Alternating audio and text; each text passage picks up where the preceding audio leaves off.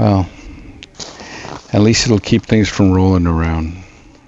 It's not even worth the hassle of returning. It'll cost $10. It'll probably cost $10 to ship it back.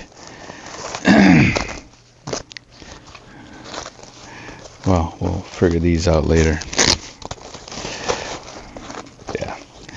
But yeah, there's your $10 camera bag.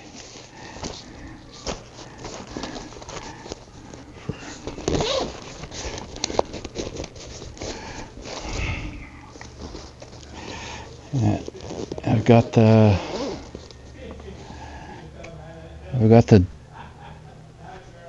bag with the little wheels, and I got another bag up there. But yeah, this K&B bag. But like I said, this was to put inside another backpack.